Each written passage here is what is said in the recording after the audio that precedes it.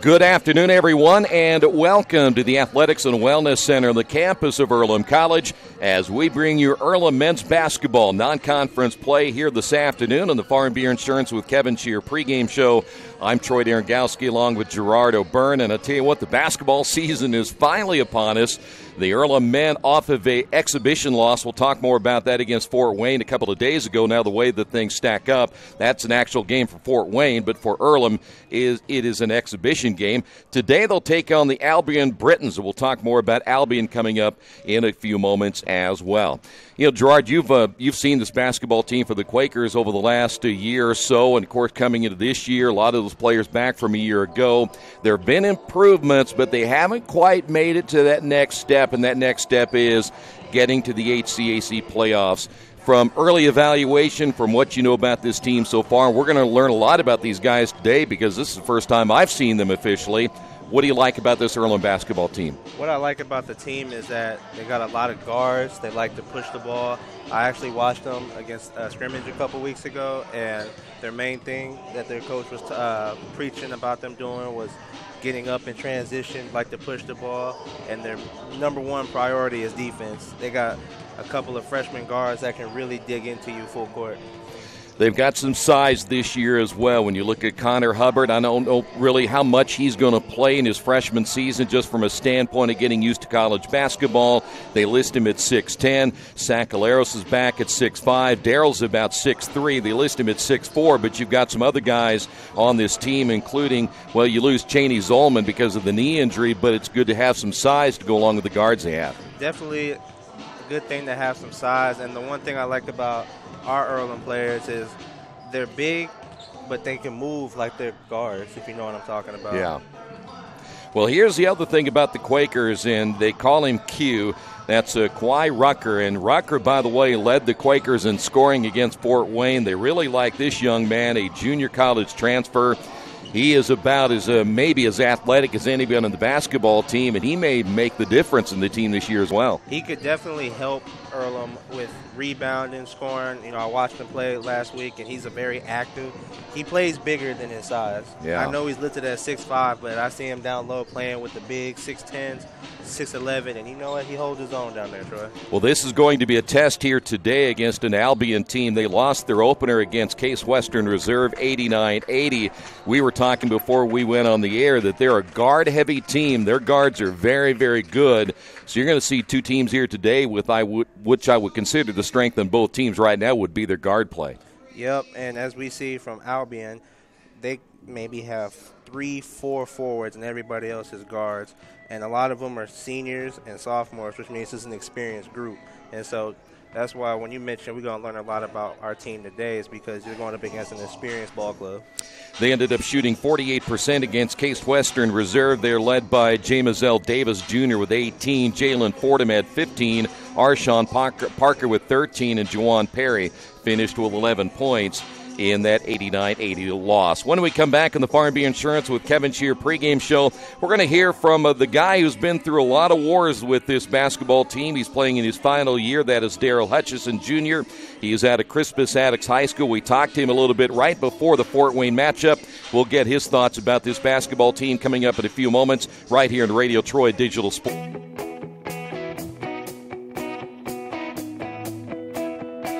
We check them better. Every Wetzel Better Buy certified vehicle is fully inspected and reconditioned by ASE and factory-trained technicians. And each Better Buy vehicle comes with a Carfax vehicle history report, so you know you can buy a vehicle with confidence. We back 'em better with a 3-day satisfaction guarantee. Every Wetzel Better Buy certified comes with a 3-day or 300-mile satisfaction guarantee. If you don't like it within that 3 days or 300 miles, just bring it back and we'll exchange it for a vehicle of equal value. Every Wetzel Better Buy certified vehicle comes with a 12-month, 12,000-mile warranty. We price them better. We have dedicated individuals searching the entire country for the highest quality, lowest price vehicles for our inventory. In today's competitive market, we're constantly monitoring vehicle values to ensure that we're offering the best prices possible. We guarantee that every Wetzel Better Buy vehicle is the highest quality used car or truck around. Our reconditioning process guarantees that you are getting a vehicle as close to brand new as possible, and our warranties back that up.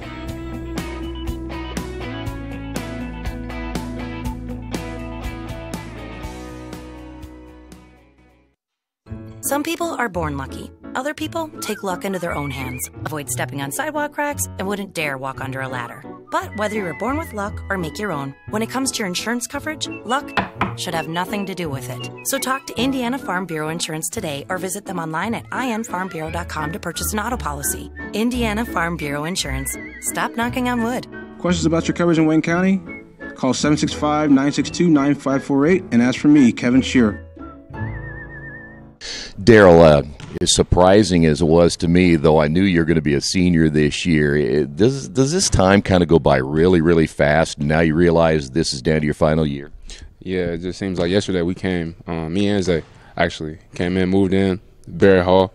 Time has flown by, flown by. What do you, I'm going to talk a little bit about last year in a couple of moments, but when you now reflect on the 3 years going into this season, what do you want to accomplish the most in this final year? I would like to accomplish getting to the tournament this year. Last year we fell short. 2 years prior we fell short. So I think the goal for everybody is to get to the tournament this year and come out. Yeah. Well, when you look at the last couple of years, why has this team fallen short? What has been the biggest downfall of the last 2 years? I just think whenever we're entering a rebuilding mode, we had a lot of young guys. I just think that kind of played us a little bit. But now we're a junior and senior-led team. We have guys that know the system, and everything is moving the right way now. Well, the expectations, I'm sure, for you guys is high. I noticed the poll didn't exactly put you up there very much, and certainly you earn that part, right? I mean, you've got to earn it if you want to get the other people's respect. Right. We don't pay too much attention to the people who make those type of decisions, but we just, we're a close-knit group. The goal has been established, and that's all we're focused on, winning games. And for alumni and such at watch, they say, what can this thing do to get turned around? What do you see in this team right now that you think that might be the case, or you guys can make that turn? So this year we got a tough group. We got people that can play. Coach is giving us clear direction of what he wants. We're all coachable. We're all willing to hustle, listen, and do whatever it takes to win. So I think you'll see a team that plays extremely hard for 40 minutes every game. And I don't think we can say that years past. So this year, that's the biggest change, I think. You guys got off to what I thought was a pretty good start last year, and it didn't quite work out throughout the entire season. From a statistical standpoint, you guys gave up a lot of points. Shooting percentage was high on the defensive side. Are those areas you guys really focus on here in the preseason to make sure that you really improve in those areas? Yeah, we intense focus on the defensive end. As a matter of fact, we started practice this year focusing on nothing but defense. Defensive practices for at least, more than half of the time. So just, cleaning up that end. We obviously showing that we can score with anybody. So we just got to, stay aggressive on defense, but also keep that in the back of our mind that we have to stay conservative as well. Yeah. The makeup of the team, at least the core of the team, other than Cheney, that's a big loss for you guys this year. But the core of the team is here. You've been together. You guys know what each other does. Talk about how that plays into this year, and then adding the young kids, too, and what they bring to this program. Yeah, well, I started our freshmen. We have some freshmen that can really play, and that will play this year, I believe. But just speaking to the chemistry part, we have guys that, have been together for a few years now, so everybody kind of knows how to play off each other. I just think moving forward throughout the season, that'll help. And that's something we didn't really have years past because everybody was still new, trying to figure each other out. But now there's no excuses. We've been together for a while. We've been battle-tested, so we know what we need to do. You've always been that undersized forward, the kind of guy who plays in the post, and so you've been kind of used to that. Does your role change anything this year, and what do you want to see from your side of the basketball offensively and on the defensive side? I think my role is the same. We have bigger guys, but I primarily play the 4. Coach said he might move me sometimes to the 3, but I'm pretty versatile when it comes to either one of those. And just my focus this year is to have an extremely high shooting percentage. Years past, my shooting percentage has been terrible. But that's a focus, and it's just be aggressive on both ends of the floor and do whatever it takes to win. It's pretty simple, honestly. From, Elijah gone 17 points, almost 18 points per game. Who fills that role? Is that something that you want to maybe take on yourself? You want to be more of a scorer this year? Definitely. I knew that coming in, and that's something that I don't shy away from either. That's been established and understood. So just taking smart shots, not forcing bad shots, and just, being cognizant of that shooting percentage, I think I'll fulfill that role with no problem. It sounds like to me that you're looking forward to this, that you have some things to prove, maybe not even just personally, but as a team, that it's time to make a statement this year. Yeah, one of our biggest goals is to whoever walks into this gym, for them to leave and just say, man, they play extremely hard. Just bringing that competitive juice every day, whether it's practice or a game. I think if we leave that mark, I think we'll win games this year. Wish me luck, wish me luck. We've all said it. Thing is, life doesn't run on luck. For most people, it takes careful planning. A lot more than, say, crossing your fingers or toes. So talk to Indiana Farm Bureau Insurance. Because as your life changes, your life insurance coverage should do the same. And when it comes to your coverage, luck should have nothing to do with it. Indiana Farm Bureau Insurance. Stop knocking on wood. Questions about your coverage in Wayne County? Call 765-962-9548 and ask for me, Kevin Shearer. Since 1994, Beach Automotive has provided motorists in the Richmond area with comprehensive auto repair services that include car and truck care, alignment, brakes, tires, engine, transmission, and more. You'll be hard-pressed to find the same level of expertise that our auto mechanic specialists provide. For a high-performing vehicle, trust Beach Automotive. To learn more, call 765-966-8181. Beach Automotive, 110 East Main Street, Richmond. Best One Tire and Service has been committed to our partners since 1948. With more than 250 locations in 26 states, Best One puts over 1 million tires on the road every year. Superior tires, expert service, competitive prices. Best One Tire and Service, where the best costs less. Hi, I'm Roger Clark with Best One of Richmond. Because Best One is one of Bridgestone's largest retailers, we offer exclusive Bridgestone savings. Visit us in Richmond to save on Bridgestone tires today. Big Boys Pizza is now open in Richmond, located at 1015 East Main Street, next door to the Civic Theater. The menu has great sandwiches, pasta, salads, and of course, pizza. Come dine in, carry out, or have your food delivered day or night, at home or at the office. Other locations are in Connorsville and Brookville. Bring in a sports ticket after any game and receive 10% off your purchase. Ticket must be dated for the same day as your purchase. Dine in, take out, or delivery, Big Boys Pizza. 765-488-0023. Kate's Cages is the #1 indoor training facility for baseball and softball in Richmond by far. With top flight instructors, you will learn how to play the game the right way. Everything from pitching, hitting, catching, and fielding. Kate's Cages will also have the opportunity to participate in triple play fall ball, the softball academy, individual and team camps, and individual private workouts. Kate's Cages Baseball and Softball Indoor Training Facility, 1366 Rose City Boulevard. Call 993-2353 for more information. For the past 35 years, Van Vliet Insurance has built a reputation of bringing a personal touch. That's because at Van Vliet, it's all about you, your needs, your life, and our town. Along with providing quality coverage to individuals, families, and local businesses, we're proud of our community and the opportunity we have to protect your future within it. Van Vliet Insurance, an Erie Insurance representative. Hometown professionals at work for you. At First Bank Richmond, we provide you with an excellent banking experience. Whether it's personal checking, savings, mortgage loans, consumer loans, retail lending, or trust and investments, you can count on First Bank Richmond. First Bank Richmond has been serving the Richmond area since 1887. For more information, give them a call at 962-2581 or go to their website at firstbankrichmond.com. Georgia Direct is your one-stop source for floor coverings and decorating ideas for remodeling a home, office, kitchen, or bathroom. Their showroom offers quality products from Mohawk, Shaw, Armstrong, Craft-Made, and many more. They proudly offer Richmond the best quality and variety of home design solutions at competitive prices. At Georgia Direct, Their goal is to deliver an outstanding customer experience from selection through installation. Georgia Direct Carpets and Cabinets, 5200 National Road East, Richmond. We're back once again here at the Athletics and Wellness Center. Great to have you with us on a Sunday afternoon for college basketball. Here is how the Britons will line up here in their starters. M.J. Barnes out of Rowlett, Texas, is a 6'3 freshman. He wears number 4. James L. Davis Jr. is a 5'9 sophomore out of Ypsilanti, Michigan. He wears number 14. Jalen Fordham out of Flint, Michigan, a 6'1 senior. He wears number 20. Jawan Perry out of Gurnee, Illinois, 6'1 and a sophomore, number 22. And Caden Ebling is a 6'7 junior out of Shelby Township, Michigan. He wears number 42.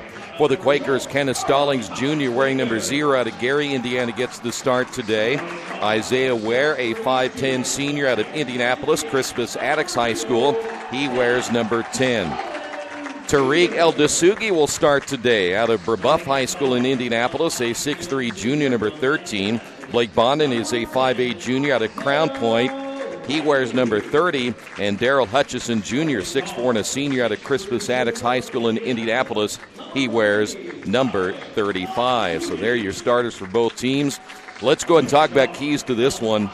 They've got a game underneath their belt. The Quakers, again, played a Division I team. Albion comes in. I think they shot extremely well, but you heard Darrell talk about it. Defense going to be a key for this team here today and for the rest of the year. You know, it's not just defense. I also think, like, whichever team starts fast is always the team that, you know, goes to the game plan at their pace. So, you know, as we talked about plenty of times when we broadcasted volleyball, Troy, the team who gets off to a better start, you feel more comfortable throughout the game. Albion will be in their purple uniforms. The Quakers in their home whites here this afternoon. Albion College again losing their opener to Case Western by a final of 89-80. Good balanced scoring. I'll be curious to see how this Quaker team will do in the scoring department, again without their leading scorer from a year ago. And so someone will end up taking up that load, and we thought maybe we would see Quai Rucker get the start today. He's going to come off the bench for the Quakers, the 6'5 junior out of Cincinnati. So this one is underway here this afternoon, and game number 1 of a brand new college basketball season. It'll be Albion basketball. See the Quakers open up in a man-to-man. Not a whole lot of size for this Quaker team right now. Jump hook in the lane. That's going to be missed as Ebling unable to come up with a short jump hook in the lane. Quakers basketball. Quakers run a lot of motion offense. Man-to-man also by Albion to open this one. El-Dasugi with the basketball, 15 on the shot clock.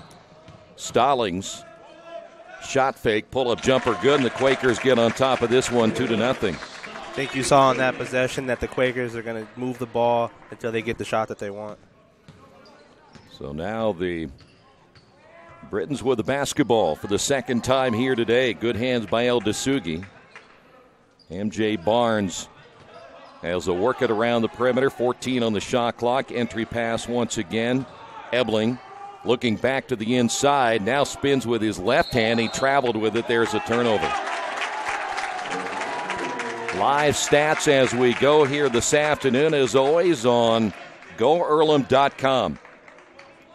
So Albion 0 for 2 in their first 2 possessions. Missed shot and then the turnover, and Quakers will get a chance to get their lead up here on top of this one 2-0. That's Isaiah Ware back to Hutch. Hutchison in the block, lost it. Turnover number 1 for the Quakers. And here come the Britons once again. Here's Davis. Nice feed inside. Layup good. And we're tied at 2 apiece. First bucket of the ball game on the afternoon by Ebling. Quakers basketball in the half court. Here's Ware. Bonin coming off the screen. Three-pointers no good. And a rebound pulled down by Ebling. And now the Brits will have the basketball in the half court again. Quakers stay man-to-man. Here's Fordham. Nice crossover with the left hand against El-Dasugi. In the corner, it'll be Barnes. Pull-up jumper good. So Albion coming back with 2 straight baskets, now leading this one 4-2. 17 minutes and 46 seconds remaining here in the first half of play. Hutch on the high post. He'll hand off to Ware. Bonin coming off the screen. 3-pointer missed it. He's 0 for 2. And the rebound by Fordham. Quakers, so far in the first 3 possessions, they're getting the shots that they want. Just later on, they're going to have to start knocking them down. 16 feet straight away. Good, nothing but net by Fordham. And after Albion missed in their first 2 possessions, 1 a turnover and 1 a missed shot, they've come back in 3 straight baskets. Quakers down 6-2. Al Dasugi out on the high post. Here's Ware. Ware was looking for the screen there and the roll. He got the screen, but not the roll part. 11 on the shot clock. Hutchison has it knocked away in the low post. Stallings back to Hutchison. Double team, the kick out to Ware. 3-pointers. The clock running down on the 3:30-second clock. It goes in and out. Albion in transition. They'll feed it down low. Basket good. And timeout on the floor. So the Quakers get a timeout after a good start. It's been all Albion here early in this one. We'll take a timeout as well on the Wesley Bates Wealth Management scoreboard. It's Albion 8 and Earlham 2. This is Earlham basketball and Radio Troy Digital Sport. Our community. It's where we live. It's where we work. It's where we play. At West End Bank, we're not just in the community, we're a part of the community. And that's why we support over 100 programs for local nonprofits and schools, including our financial literacy program that positively impacts countless students throughout the area. You bank locally, so we give back locally to watch people grow with endless possibilities. Well, I'll tell you one thing for sure. If the Quakers are looking to improve on that defense, one of those is going to have to be transition defense. And as we see from Albion, those guards you were talking about have really started to establish themselves in the ball game. Here is Blake with the basketball out front. Big mismatch right there as Darrell takes it in strong and lays it in. And they saw the mismatch and they got it to Darrell. And the Quakers down by 4. Boy, Darrell is only about 6'3", but he plays a lot bigger. And he has to, doesn't he? Here's a nice jump hook in the lane again. And right now Ebling is having his way. And you feel bad for Darrell because he's always had to play the 4 and the 5, and he's only, again, about 6'3". And then as you see Albion, just like many of the teams do, they like to expose the size that they have over Darrell. And that's what we saw in the last possession with Ebling. Quakers down by 6 with the basketball. Here's Stallings. Darrell on that low post once again. Takes it in the lane. Nice up and under. He's going to get fouled and go to the basket for 2 shots. Darrell, his freshman year, he kind of lost interest in playing basketball, sat out, came back, and had a renewed vigor for the game and has really played well over the last 2 years. You heard him in the pregame wanting to have a solid senior season, lead this team to the postseason if possible. And he'll go to the line for the first time in this 2018-19 season. And it's back to a 5-point lead. Coming in for the Quakers will be Quai Rucker. Now here's the young man, number 22. You'll see him here in a few moments. We really want to kind of see how he plays. I think we're all excited about what he brings to this team as he comes off the bench here today. Second free throw is good. And is back to a 4-point lead. Now the Quakers going to press a little bit. Well, if you're going to press, one thing about it, that ball gets to midcourt, your guards better sprint back real quick. Quakers able to get back in time, and Albion really didn't attack. And when they did get it to midcourt, they may be satisfied going inside. Nice shot fake, and he got Quai in the air and laid it in. The basket good by Ebling, and he's having a great opening half of play. And as you see, Albion is going right back to them every time they get the ball in the half court. Got to stay on your feet. And you're defending. Nice move by Hutchison. Shot fake and then blocked from behind by Fordham. Here come the Britons again. Layup good at the other end. That'll be Perry, and the Quakers get beat in transition. Now trailed by 8, 14-6. It all started with a blocked shot. And by the way, they're going to get much bigger with Ryan Lowe coming in at 6'11". 6'11", over 300 pounds, and we've got a offensive foul on the Quakers. They're going to get Stallings. So guess what? You go from a guy that is at 6'7" now to 6'11". And I don't know who's going to guard him. You may have to go suit up. I mean, need somebody with some beef out there, huh? It wouldn't be the first time I've had to. The young man we talked about, Ryan Lowe, 6'11", well over 300 pounds. He's going to set a mean screen. There's a drive of the left hand, missing. Put back, no. Lowe can get the putback on Davis. Here come the Quakers. So Earlham able to get the stop once again. Albion wants to drive the basket. So far they've done that early in this one. Hutchison looking low inside. We've got a whistle and a foul. That's going to go against Jamazell Davis. So he picks up his first, and Quakers make a change. We'll see El Dasugi come in, and Arshawn Parker will come in. Arshawn had 13 points in their opening game against Case Western Reserve, and Davis will sit down. 14-17 remaining in the first half. Blake will inbound the basketball. Here's Stallings, El Dasugi. El Dasugi, another one of those undersized forwards, but plays bigger than his size. He'll take the short jumper, missed it, and the rebound by Perry. Brits will bring it across the timeline. They're going to look inside to the big fella again, Lowe. And El Dasugi, I don't know how you guard that, but Lowe just too big, and too big. Yeah, there was nothing, absolutely nothing Tari could do on that. He was just outsized by the big man. He almost looks, El Dasugi looks like he's about 5 foot tall next to him at 6'11", as big as he is. There's El Dasugi off the pass from Isaiah Ware, and a foul call against the Brits. We're going to see Sanborn come in for Stallings. Also coming in for Albion will be Zachary Winston. And number 24 coming in will be Nathaniel Collins. So both teams going to their bench at 13:39 remaining, 20 in the shot clock. That is El Dasugi. Ware will get the screen from El Dasugi. And again, another screen as Ware drives, throws up the shot, and he got it over the outstretched arms of Ryan Lowe.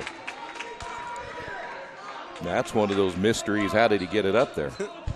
Sometimes you can use a little luck. Don't be surprised to see Albion go back to the big man every possession. Boy, he set a screen on Blake right there.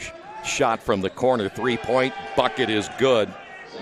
First three-pointer, and that's going to be hit by Zachary Winston. And it's an 11-point lead. El Dasugi with a screen. Bonin will kick it off now to Sanborn. Sanborn drives baseline, finds Ware for three, no. And the rebound by Lowe. Here come the Brits again. Quickly across the timeline is Parker. Now, if he shoots it from out there and he makes it, that's another threat you have to worry about. 15 on the shot clock, Albion basketball. Here's Winston. Shot clock down to 7. Screen again by the big fella. Driving, and the block shot by Rucker. I tell you what, Troy, I would not want to be screened by Ryan Lowe. Well, the Quakers will make a change. We'll see Jamel Barnes come in, the sophomore out of Muncie Central High School. 3 on the shot clock. Quick inbound, three-pointer from the left side, hits the rim. And El Dasugi with a rebound. The missed shot by Juwan Perry. Quakers still trail it by 11 here in the first half. El Dasugi now to Barnes. Jamel fresh off the football season. Suiting up here is Rucker from 3, no good. And the rebound by Collins. Quakers peel back quickly, and I'll tell you what, that big fella down low, speaking of low with the left hand, no good. Had a pretty good look. Here come the Quakers back once again. Sanborn will find El Dasugi, and that'll be Isaiah Ware back to El Dasugi. Takes a big-time shot from low, and he'll go to the line. Well, it looks like one thing for sure, you can get him in foul trouble. Oh, yeah, you could definitely use the speed of Earlham against him. So Al DeSugi will go to the line. We're going to see a change again. Ebling will come back in. And Al DeSugi, he had a pretty good year last year as a sophomore out of Brebeuf High School. We mentioned only about 6'3", but very good rebounder. He'll make the free throw. I mentioned Ebling back in, number 42. He's 6'7". Second free throw. 11:38 remaining. It is good. The Quakers now down by 10, or should say by 9, with 11:38 to go. Here in the first half, Quakers with a little zone trap. Saw this earlier, kind of slowing things down. That's what does help when you go into that zone trap. You can slow down the team's transition, especially if you're not getting back in time. Quakers look to double team, 12 on the shot clock. Here's Collins in the corner. Barnes, shot no good. And the Quakers get the rebound, and for Earlham, Jamel Barnes. And the foul called against Albion.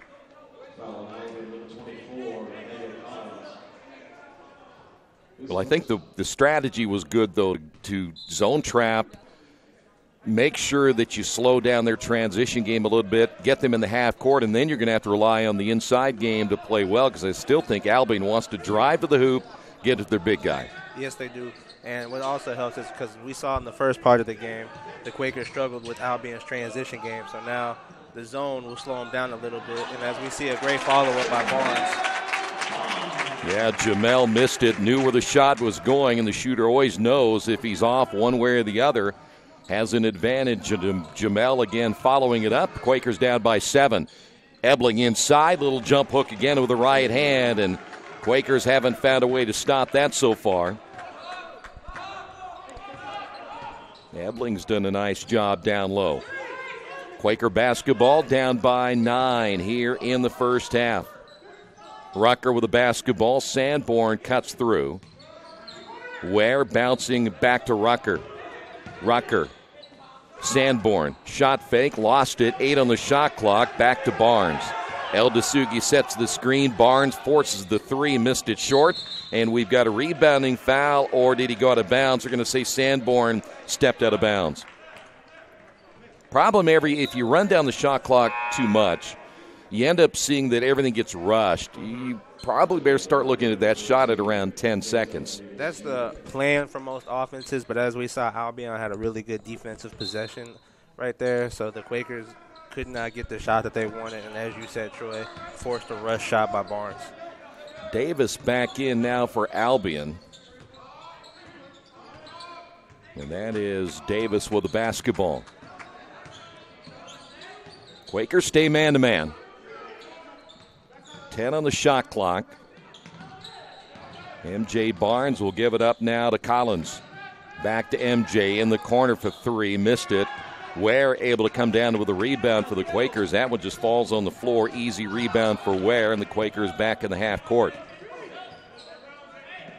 Well, Earlham struggling a little bit offensively here in the first half. Here's Jamel.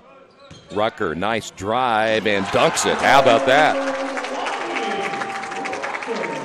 That shows his athleticism. Maybe it also will get the Quakers a little bit moving a little bit. Albion basketball. That is a jump ball. Looked like it was going to be a travel call against MJ Barnes.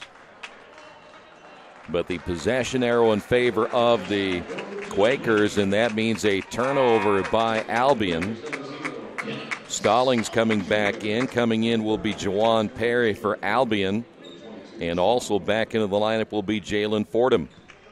So now Davis, Fordham, Perry, 3 of their leading scorers in the first game against Case Western Reserve, back in their lineup.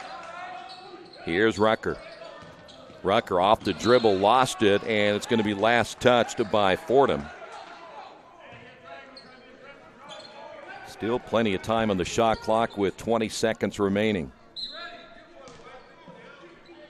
8:46 in the first half. Nice inbound, and Stallings will score, and he's fouled. Fordham late getting to it, and the Quakers now pull to within 5 here in the first half.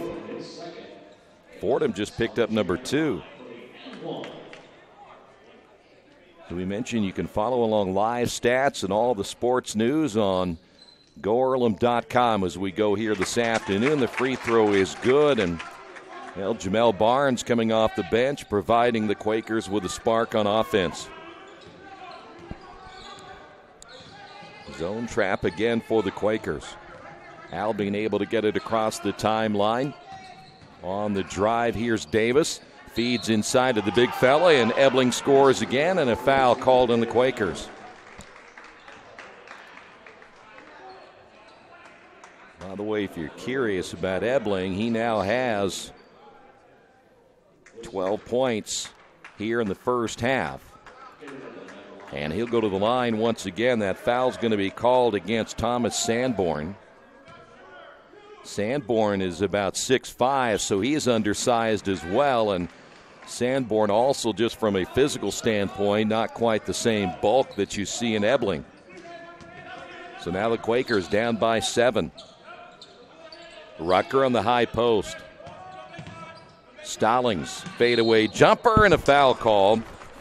That'll go against M.J. Barnes, and Stallings went down hard. And we will head to the free throw line.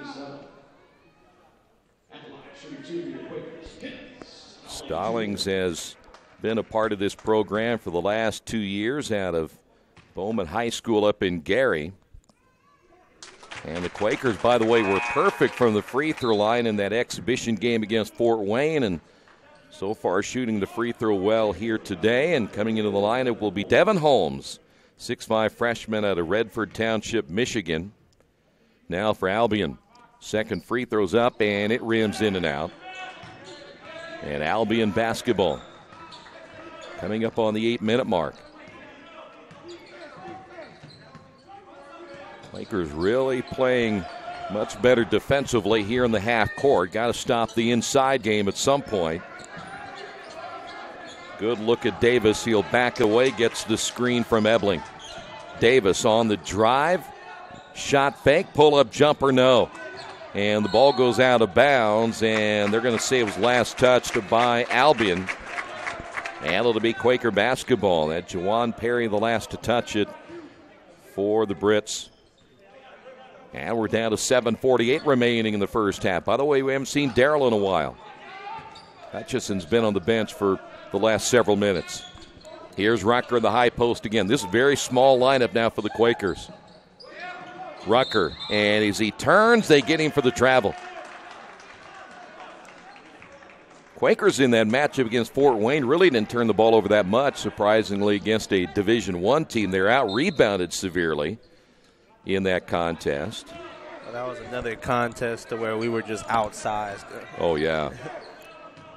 Quakers shot just 33% against Fort Wayne, and they turned the ball over 21 times, which still isn't too bad against a Division I team.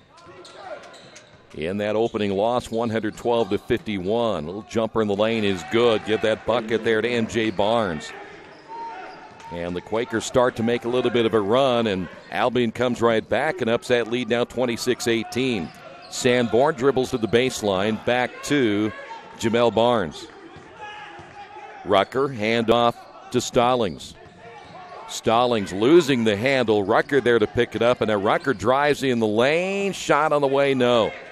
And the rebound by Holmes, and the Quakers get a turnover. Sanborn hits the three. Boy, you love to get a turnover and hit a big shot. Which is what the Quakers needed. Albion has been really smothering the guards on the defensive end when they want to dribble and drive to the hole. Here's M.J. Barnes. Little floater off the glass, too hard, and the rebound pulled down by Jamel Barnes of the Quakers. He will find Stallings, another three on the way. That one is missed. In the battle for the rebound, they'll get El Dasugi. They say he went over the back of Ebling. We mentioned Hutchison a little bit ago. He's coming back into the lineup. We'll also see Isaiah Ware back in for the Quakers. But how about Jamel Barnes coming in, giving the Quakers quality minutes?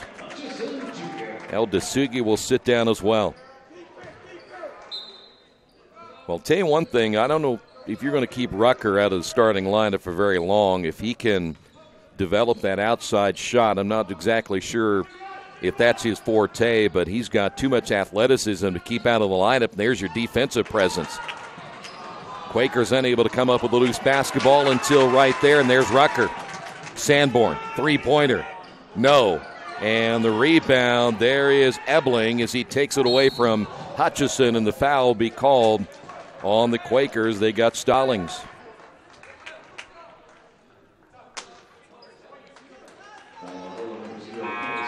So we will see the big fella come back in again. Here's Ryan Lowe. You know, Lowe, he's well over 300 pounds. I think they listed him at 330, 340 pounds as Blake Bonin will come back in. You know, he actually has pretty good feet for being as big as he is. Very good feet, and one thing that always helps when you're that big is you know how to use your size. Yeah. And as we've seen earlier in the game, Lowe really knows how to use that big frame of his. Boy, and if the guards will come off that screen, I know that Davis went wide of him.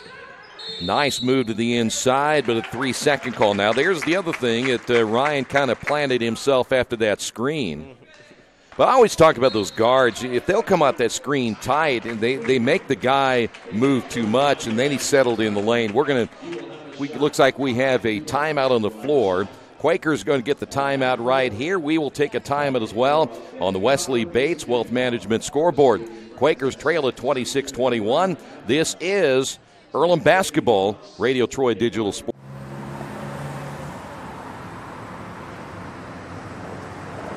I got this.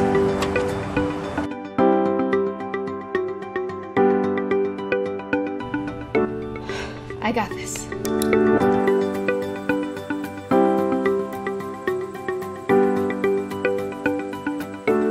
I got this. At Harrington Hogue, we believe your life belongs to you. That's why we work hard to make sure that your insurance coverage is the last thing you have to worry about. So when it comes to keeping you protected, We got this.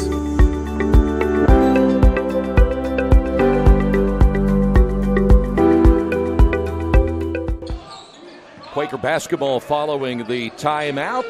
5:14 remaining. Here's Hutchison with a short jumper the way good. Darrell gets on the board. And all of a sudden the Quakers back to within 3. Quakers have been down double digits in this one here today. There's a turnover pass intended for Ryan Lowe, goes out of bounds. Albion will make another change as Arshawn Parker will come in. Should mention, too, and saw Marcus Gill, the former head coach here at Earlham a few years ago. He's now an assistant with Albion College. He's back in some familiar territory here this afternoon. Here's Hutch once again. That's a mismatch in quickness. Nice cross-court pass, but knocked out of bounds by Juwan Perry. Well, I'm sure Darrell kind of looked at Ryan Lowe, and I know Darrell's a big guy, but he's got to, I would think, take Lowe to the basket. Blake Bonin almost gets fouled off that inbound. Blake will drive off the glass, good. And the Quakers to within 1. Albion has been cold over the last few trips down the floor. Albion basketball, Quakers making a nice run, forcing another turnover as it goes out of bounds. Juwan Perry in the cut to the baseline.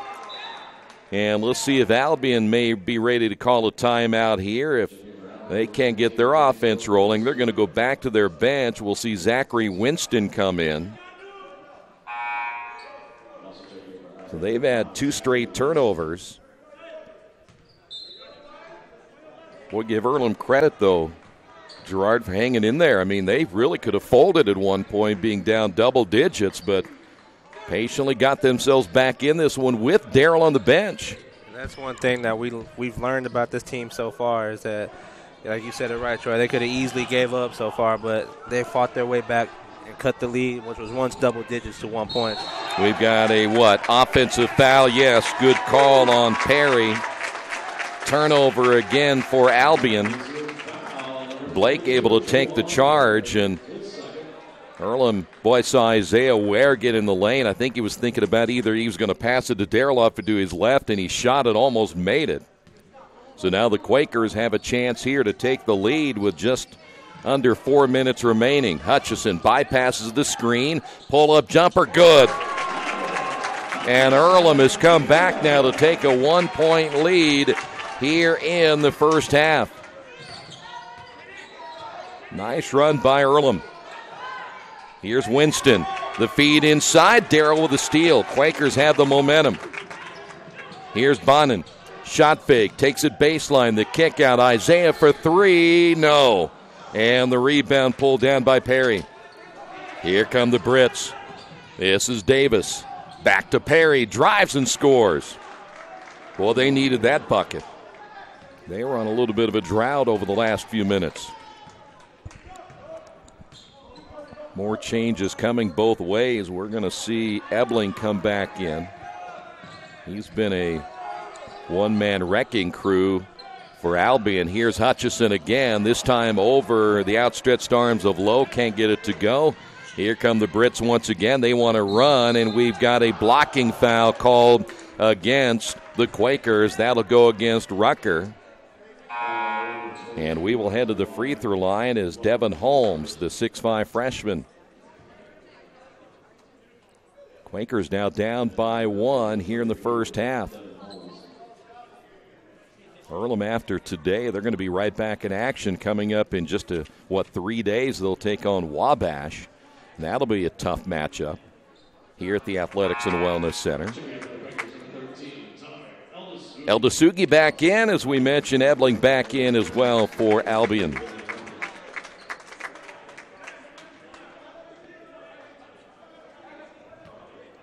One more now for Devin Holmes.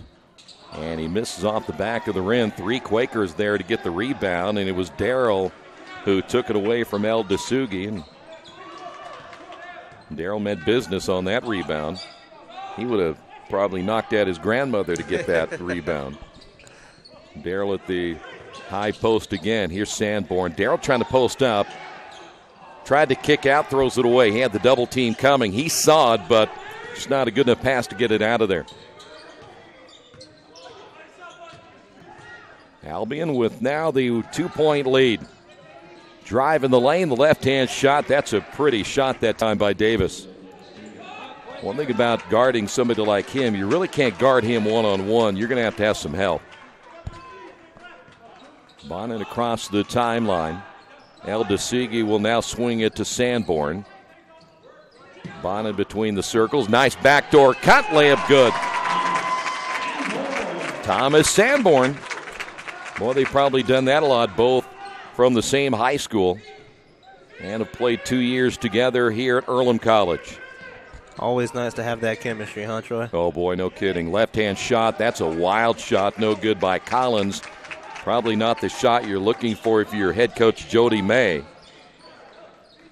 So now the Quakers have a chance to tie this game. Just over a minute remaining in the first half. Sanborn. And they're look down low to Hutchison, and the foul called against Collins. We're going to see Jamel Barnes, who played well in his opening here today. He was a nice spark off the bench. Sanborn will sit down to a nice hand. We're going to see M.J. Barnes come back in as well now for Albion. And Darrell will go to the line. 1:12 remaining in the first half. Boy, when Darrell decides to play, and again, this is not saying he doesn't, but there's sometimes I think he gets a little frustrated when he draws that double team and throws the ball away. He has a tendency sometimes maybe to let that get to him, but when he decides to play, he's a tough one to stop. I tell you, Troy, that's one of the main things as a basketball player is having the short-term memory. If you make a mistake, you got to forget about that play and move on to the next one. Misses the second free throw. It's a 1-point ball game with a minute remaining in the first half. Blake will guard out front against Davis. Davis receiving once again from Barnes. Boy, I tell you what, if you're in the lane like that, and Winston had looked like to me a 15-footer, maybe a 14-foot jump shot, you take that shot. That's an example of overpassing as an offense. If you have an open shot like that, 9 times out of 10, your coach is going to want you to take it. Yeah, he was trying to get it down low to Holmes, but off the inbound, that might have been a travel, no whistle. The shot missed and tipped up good. There's Holmes. He too showing his athleticism off the missed shot. Now the Quakers with 20, take that back, 40 seconds of the game clock, 21 on the shot clock. Now it'll be Jamel. El Dasugi will find Bonin. Hutchison at the top. Here's Isaiah, nice move, drives inside, contact, still makes the shot.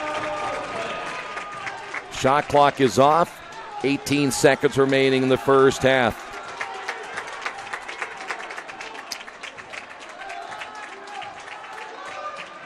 There's your high screen. Quakers double team, almost get the steal.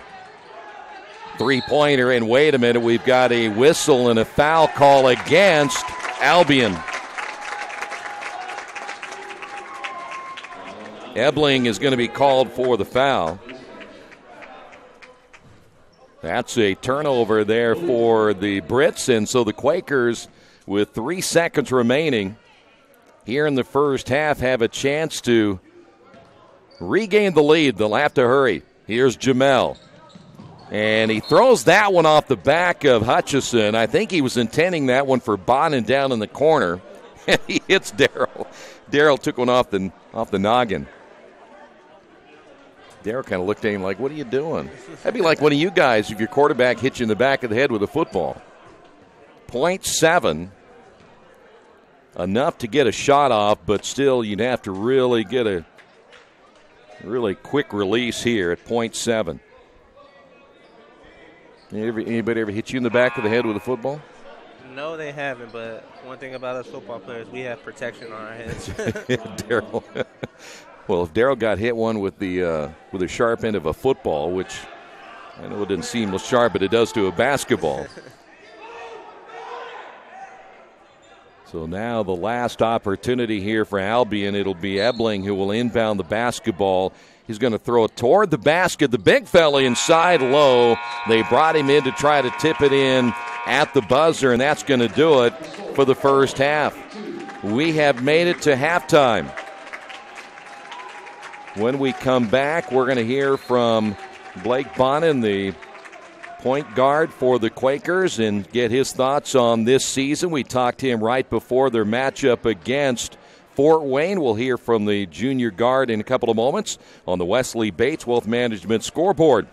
It is Albion 33, the Quakers 32. This is Earlham Basketball and Radio Troy Digital Sports. Are you looking for the right place to work out, a place where you have several choices and can have fun at the same time? Well, that place is right here in Richmond, Family Fitness Works. Family Fitness Works has spinning, Zumba, kickboxing, core works, kick fit, body pump, body flow, and much, much more. And don't forget, Family Fitness Works also has Richmond's most extensive free weights and Nautilus in the area. Check out their website at familyfitness.com or stop by at 213 North 3rd Street in Richmond.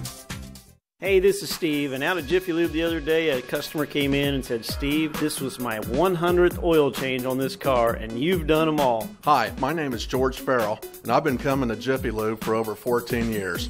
I recently just had my 100th oil change. I'd like to thank Steve Funkhauser and his staff for the great service that they've provided me over the years. Thank you to all, and I would recommend anyone to come to Jiffy Lube to get their car serviced. Jiffy Lube, #1 in customer satisfaction for a reason.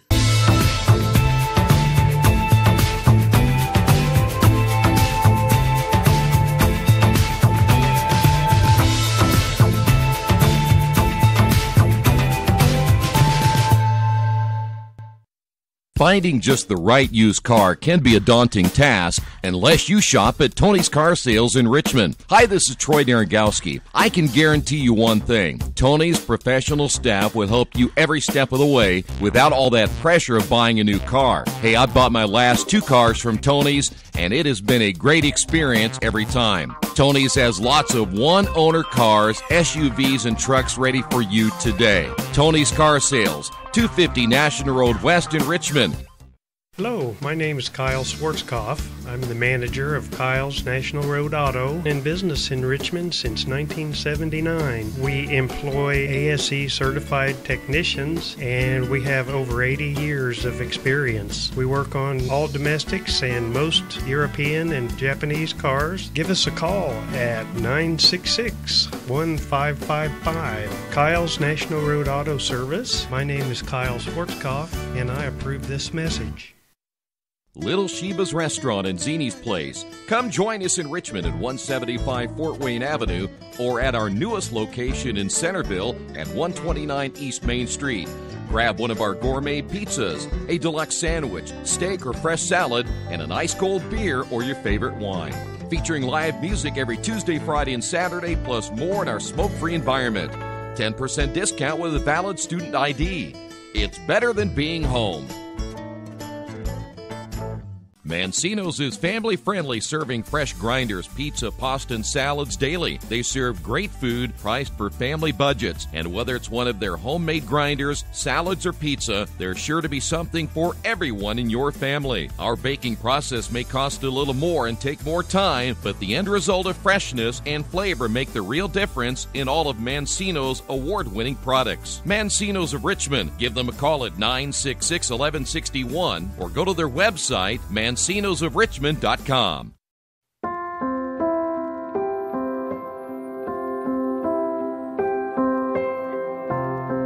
Greatest thing ever happened for Oscar Robertson. You learn to compete. Basketball in Indiana has a special legacy.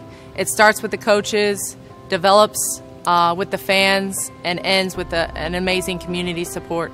I think one of these days when you're done and you're retired and you kind of shelve that piece of your life, you can look back and be like, wow, that's really incredible. To play in a state tournament, to be able to play in college, to be able to coach high school girls, and then to be able to see my son coach, basketball has been my life. Any opportunity I got to play basketball, I played it. You know, that's what I wanted to do.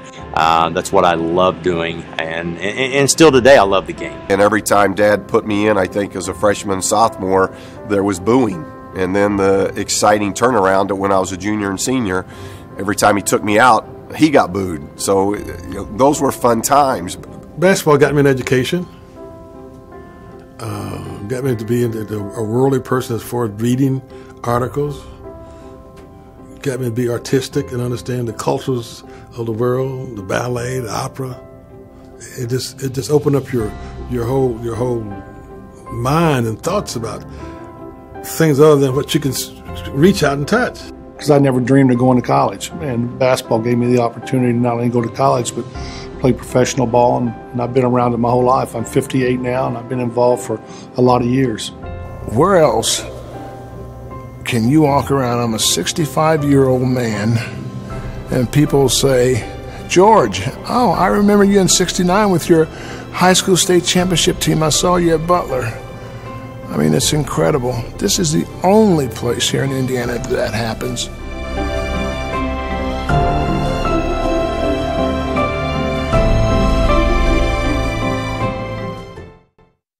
New Vision Sports is a training program that focuses on the training and improvement of this serious-minded athlete, including all ages and skill levels. From creating customized workout plans to providing ongoing motivation and support, New Vision strives to help you achieve your training goals.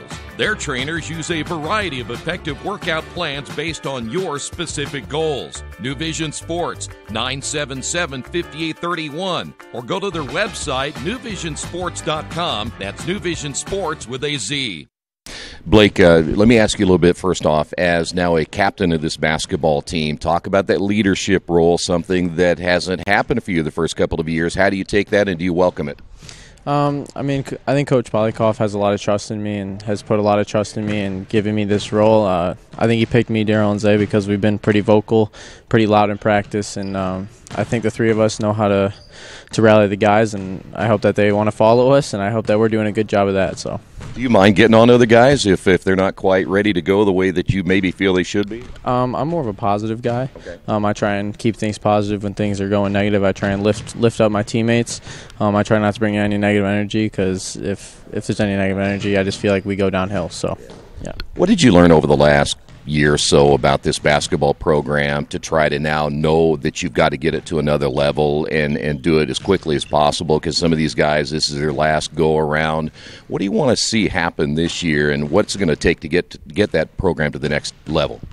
I feel like the last couple of years we've been really young, and I think now having 7 or 8 juniors and 3 seniors that are ready to play, half our team is upperclassmen. I think that moving forward, that leadership role that Coach Polikoff has put in kind of all of us, we're kind of owning our own success is what he says.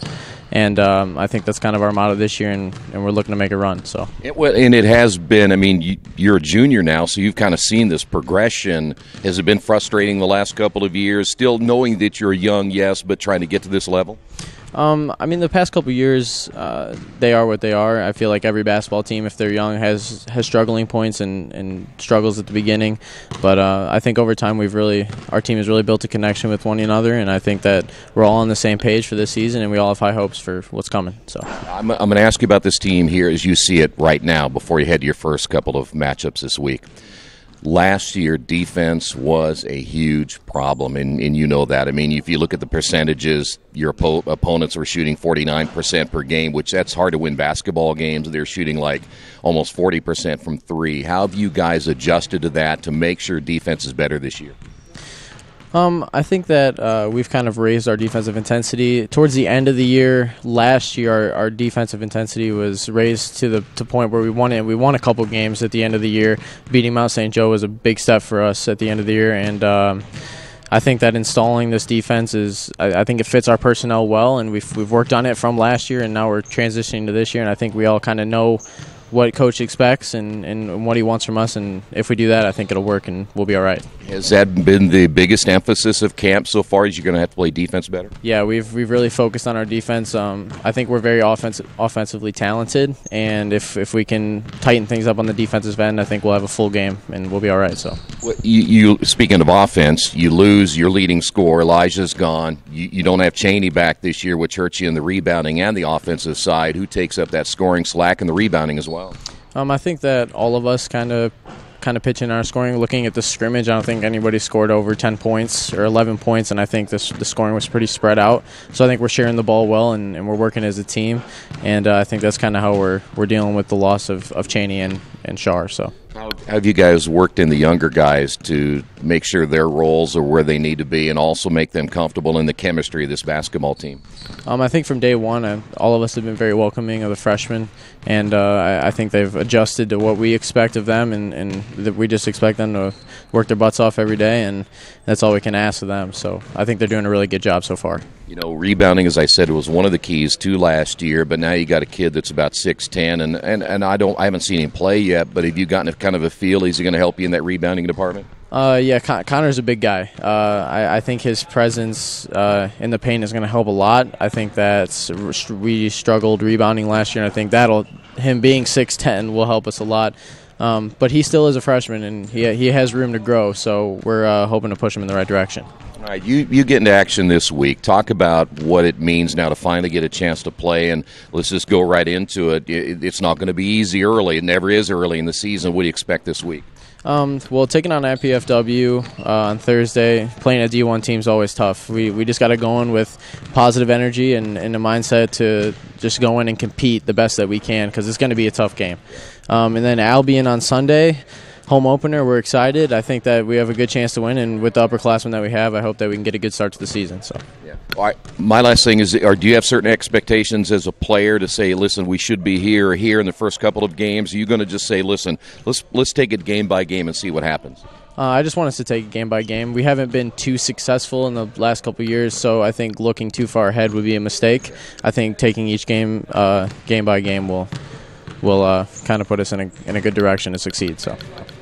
All right, there's your junior Blake Bonin talking a little bit about the first couple of games. Of course, they lose to IPFW or Fort Wayne and are trailing here at halftime 33-32. Let's, Gerard, give me your thoughts on the first half, and we'll run down some of the first half numbers here in just a couple of moments. I thought that Albion came off to the stronger start of the two teams. I thought what really got Earlham back into the ball game was their defense, actually. After the first 7 to 8 minutes of the ball game, you saw Earlham's defense really pick up. They were able to get some stops, push it in transition, and able to get some easy baskets. So far, I also think Albion has played really tight defense as well, as we saw when the Quakers would try to set up their half-court offense. And as you saw when the guards want to dribble drive, that Albion did a really good job of staying in front of them, and it would force tough shots by the Quakers. So all in all, so far, I think it's been an even first half. Both teams have had moments where they look better than the other, and that's why we have just a one-point ball game at halftime. Albion, by the way, 15 of 28, 54% shooting in the first half. Of course, most of that came down around the basket. They only shot 4 3-pointers. They were 1 of 4 from three-point range for 25%, 8 turnovers in the first half, and 18 rebounds. The Quakers were 12 of 27, that's 44%, but only 1 of 11 from three-point range for 9%. They finished with 13 rebounds in the first half, and the Quakers with 5 turnovers. Individually, it was Ebling leading the way with 13 points, 4 points by Barnes, Perry with 4, Winston with 3, Holmes with 3, Davis with 2, Fordham with 2, Lowe with 2, Parker and Collins played and did not score in the first half. Hutchison leading the Quakers with 9, Stallings with 6, Sanborn with 5, Isaiah Ware with 4, Barnes, El Dasugi, Rucker, and Bonin all with 2 points, and Hubbard did play in the first half. He did not score. We'll come back. The second half is coming up in just a few moments. Stay right there. This is Earlham Men's Basketball and Radio Troy Digital Sports. As an internet service provider, Parallax Systems offers reliable residential high-speed internet service and business service. With a fiber backbone reaching over 150 miles, we have created a multifaceted delivery system. Our dark fiber leasing has proved beneficial to public and private sectors alike. Parallax serves Wayne County and surrounding areas.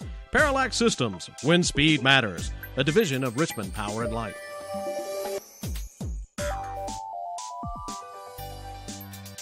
At the Reed Orthopedic Center, our physicians and support team devote themselves to helping you return to a healthy and active lifestyle. Our expertise includes shoulder, elbow, foot, ankle, hand, wrist, hip, and knee injuries, as well as pain management and rehabilitation and school athletic training programs and sports medicine. We are committed to providing you with the best possible orthopedic treatment that we can. To request an appointment at the Reed Orthopedic Center, call 765-935-8905.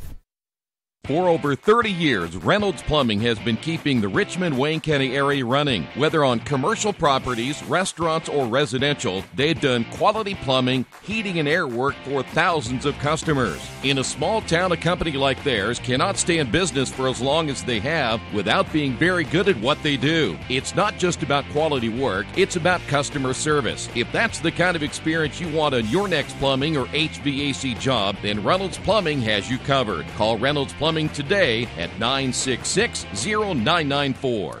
We're back here at the Athletics and Wellness Centers. We get ready for the second half. Great to have you with us on a Sunday afternoon. Of course, we'll be back here coming up in just a few days. Quakers will play their first 2 games here at the Athletics and Wellness Center. It'll be Albion basketball to begin this second half of play. Quakers again stay in the half-court man-to-man, and there's a nice block shot by Rucker. Here come the Quakers. It'll be Stallings on the drive, missed it. Hutchison with a rebound, stripped out of his hands, ball loose, and run down in the corner for Albion, and it will be timeout Albion. So they don't want to lose the possession right out of the chute. Hey, but we mentioned Rucker. Now, Rucker just came up with a block shot right there, and I said it in the first half. I think he's the kind of guy you just can't keep out of the lineup, and when we saw that, it was 2 defensive plays, not so much what we saw offensively. I think it's just the way he moves on defense. You know, he's very active with his hands, with his feet. He's never a standstill player. And as we saw the adjustment made by Coach as he started off the half with Q and also Barnes, you know, both players that didn't start in the first half, but as you see, Coach made the adjustment to start them in the second half. I think he's looking to start really fast. Yeah. 2 very good athletic players, and again, both really gave the Quakers a spark in that first half. So Albion gets the timeout, wanted to keep the possession after the Quakers were unable to convert off the turnover. And the block shot by the Quakers at the other end when Rucker blocked the shot. So now Albion basketball. Quakers again looking to defend better down in the low post, and you can see already Ebling trying to post up against Rucker. Ebling backing in, that right hand jump hook no good. Ebling gets the rebound, tied up by Rucker, and the possession arrow in favor of the Quakers. So Earlham's interior defense, though, Ebling did a pretty good job. The one thing you don't want to do is let Ebling get too far posted up down in the block, because he's tough to stop. There's really not much you can do with that right-hand jump hook. Hutchison, top of the key, makes the move, draws the double team. Nice up and under, and missed the shot. Went for the rebound. Rucker able to come up with it. His shot blocked by Ebling. Hutchison gets it back, put back, nobody's fouled. And I think so far, as we see in the second half, just the difference that Q makes on the court, as just his activeness on the offensive rebound, defensive rebound, and I think that's why Coach started him in the second half. You know, this lineup right here, there's probably no one more than 6'3" in that lineup right now, but as we've talked about before, they play bigger than 6'3". Now I got to hit the free throws. And I also think what helps on defense is you have everybody who can guard multiple positions, so that way if a guard sets a screen on another guard, it's just an easy switch. Just underway here in the second half, and 1 of 2 for Hutch. And we're tied at 33. Again, this is more of a very soft zone trap, really intended more to slow Albion down than anything. Albion, their guards are too good really to press. So now Albion in the half court, back to Ebling. Ebling against Rucker. This time he tries to go up and under, and Rucker blocks the shot. Now, if you're Ebling, you turn the ball to the baseline, you give a shot fake. Why don't you give him another one, try to get Rucker in the air a second time? And that's something that later in the game he could probably get away with, as we see Parker likes to jump, try to get as many blocks as he can. There's Fordham for 3. So Fordham hits the 3, and Albion takes a 3-point lead. Quaker basketball back in the half court. Really, the Quakers haven't run too much here this afternoon. This is a pretty good transition team defensively we've seen so far in Albion. Here's Rucker in the lane, got away with the travel, and then the Quakers turn it over, and a foul against Isaiah Ware. Well, the Quakers got away with the travel the first time, but then the bad pass cost them. Not only get the turnover, but the foul as well. We call that a double negative, which in a possession is pretty hard to live with. Sometimes you can take the turnover, but then you get the foul as well. Kind of making a bad situation worse. Exactly. Right, Albion with the ball again. Here's a shot from the right wing by Barnes, and another three-pointer, 2 in a row. And I think what we've seen in the last few possessions is with Albion starting to go to their big man Ebling, it sucks the defense in. And as we've seen the last couple of possessions, the defense is sucked in and kick out wide open threes. Entry now to Rucker. Goes opposite, now to Ware for 3. Quakers miss it again. They've been cold from the outside. 1 of 12 now from three-point range. Back the other way we go, down the lane. Shot's going to be missed by Davis. Ball tipped out. It'll stay with Albion. Near steal by the Quakers. Shot from 3, no good by Barnes, and the ball goes out of bounds off Earlham. Well, Stallings nearly came up with a steal himself, and the Quakers were down a man. Fresh shot clock now for Albion.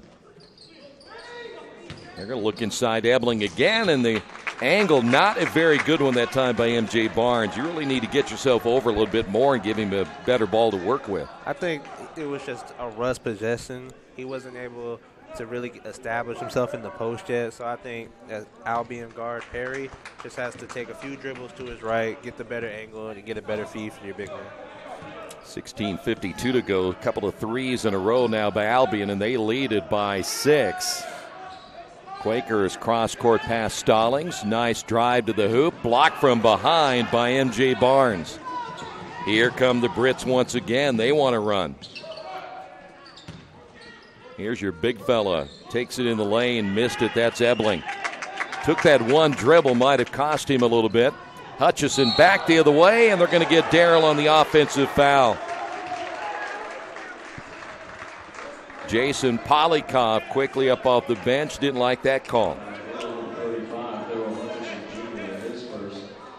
The one thing about the half circle is not only the official has to watch where the feet are of the player in or outside the circle to determine the foul, but he's also got to watch the body, too. I think that's a lot for an official to watch at times. I do believe that as well, and I think sometimes as an official, you just got to make what you feel. If you feel if it's a block, you feel if it's a charge, you just got to make the call and just live by it. Entry pass Ebling. Guarded by Rucker. Ebling. Right-hand jump hook again. That again, we sound like a broken record here, but that's too hard to stop. I think you got to double down on him and get the ball out of his hands. I think you live with the percentages. Ebling doing a turnaround jump hook 5 feet from the basket is a very high percentage shot from him. If we double down on him and live with some 3 balls, the lower percentage shot, you know what, as a coach, you just have to live with that.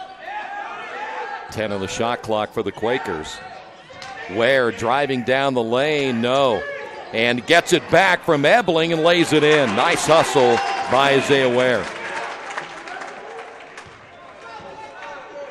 Quakers do not give up on the play, and now trail it by 6, just over 15 minutes remaining in the second half. And we've got a traveling call against M.J. Barnes. Blake Bonin will come back in. Now, Blake did not start the second half. He'll come in for Isaiah Ware.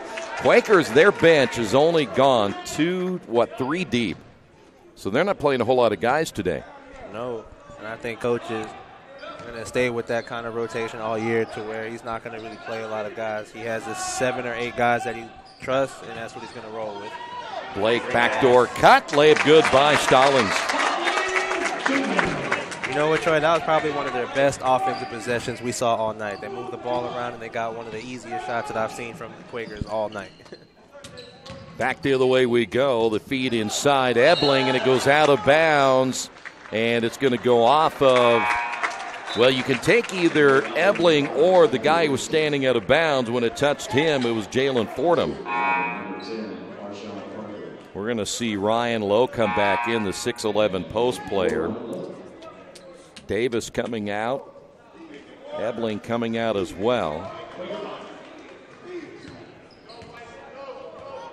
So now the Quakers trail it by 4 here in their season opener. Stallings. Pull-up shot on the way. No.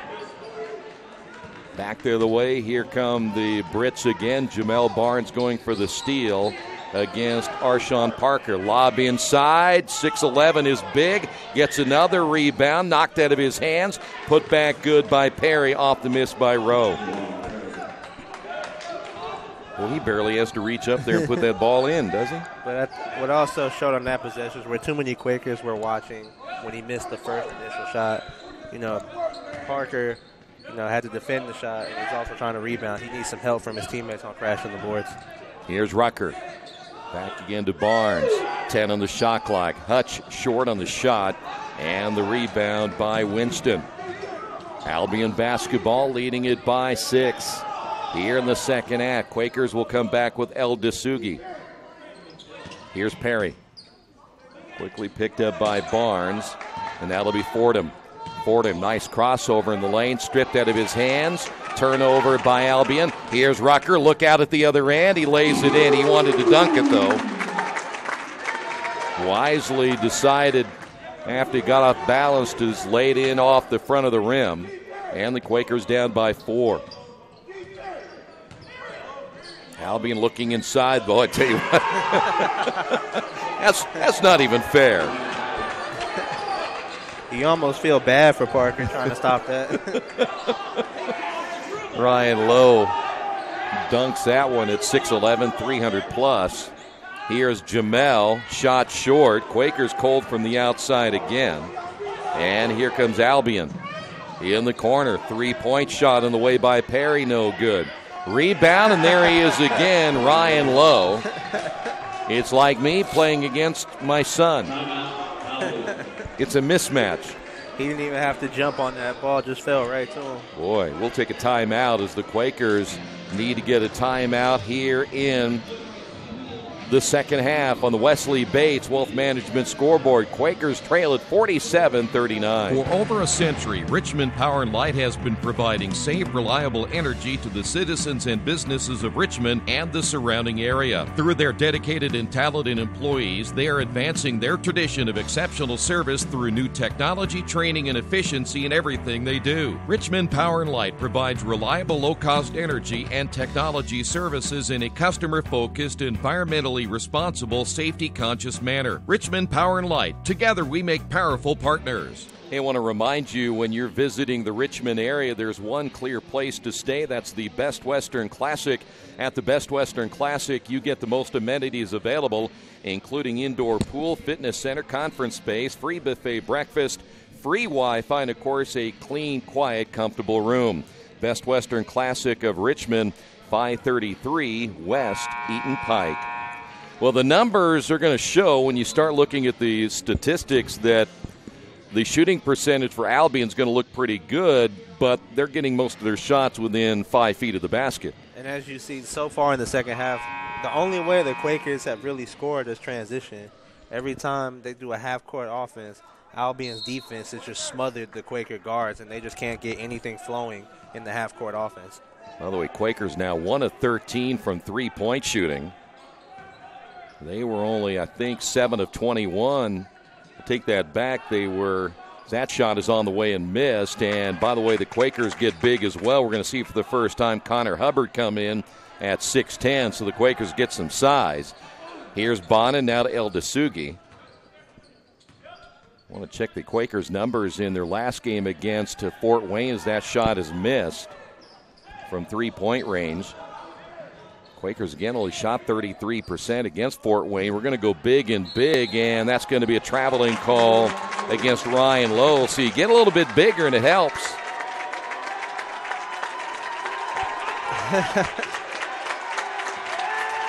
I tell you what, though, Ryan Lowe still makes Connor look very small. He does. Quakers getting a little energy here from their crowd. Here's Stallings off the drive. No, another missed shot. Eldis who gave the rebound, put back good. Quakers back to within 6 at 11:50 to go here in the second half.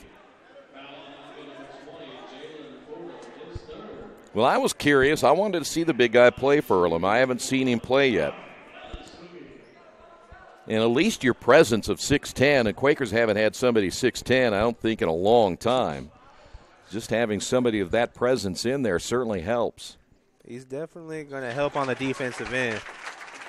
But I tell you what, just compared to Lowe, he don't look 6'10". Oh, boy. Lowe kind of gave him a look right there as Hubbard bodied him up down the floor. 11:42 to go here in this one. Off the drive, here's Fordham, no, and a foul call, a late whistle as Fordham went to the floor.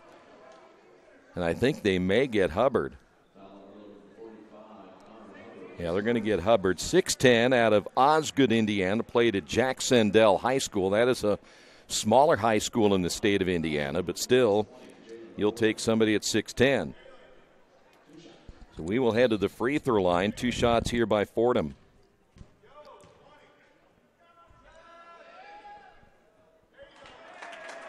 He'll get one more.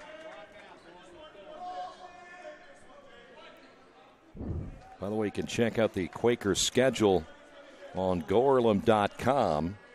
They're going to have 4 out of their first 5 games at home. Second one no good, and a rebounding foul against Ryan Lowe. And sometimes when you're that big, it's hard to get out of your own way, huh? Sometimes you don't know your own strength as a big man. Yeah. All right, so now Quakers basketball down by 5. That's Hubbard out on the high post. Barnes kicks in the corner. Bonin stepped on the end line, and he is out of bounds. Turnover, Quakers. Now you come off that screen, you're trying to get yourself to the far side, and just ends up touching the sideline as Stallings comes out. We'll see Sanborn in. And we're almost halfway through the second half. And that's going to be an offensive foul against Arshawn Parker. I tell you what, that was great full court defense by Barnes right there. Well, Barnes has been a spark, as we mentioned. He did not start here today, did get the start in the second half. The sophomore played his high school basketball at Muncie Central High School out of the North Central Conference. Barnes will find Bonin looking in the corner to Sanborn. Quakers will work the shot clock to 20. There's Barnes again, back to Bonin. Boy, get that big guy out away from the basket. That's good news for the Quakers. 9 on the shot clock. Blake will drive. Here's Sanborn in the corner. Quick release in the 3. I'm not sure that Thomas knew how much time was on the shot clock, but he got rid of it quickly. Yes, he did, and it was just one of the better half-court possessions we've seen by the Quakers. And as we see a turnover by Albion, full court run out by Barnes, ties the game. Boy, how about that? 47. You know where that started, don't you? It started with Hubbard. And as you see in the first few minutes, he's already making a big impact for the Quaker defense. So now Albion with the game tied, attacking the other way. Hubbard with a block shot.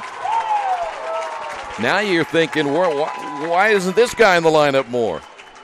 He's really showing the coaching staff and everybody in the building why he should have been playing. Well, the 6'10 freshman out of Osgood playing well here in the second half. Now a change. We'll see Lowe coming out and Ebling will come in. So the Quakers actually have a size advantage on the low post. And a whistle and a foul called away from the basketball. They're going to get Blake Bonin on the foul. Held the cutter coming through the lane. They're going to put 20 on the shot clock. Inbound from the baseline. Quick release, way off the mark on the shot that time by Perry. Quakers have a chance to take the lead. Sanborn for 3. And Earlham has taken a 3-point lead. And they've also taken all the momentum of this ball game.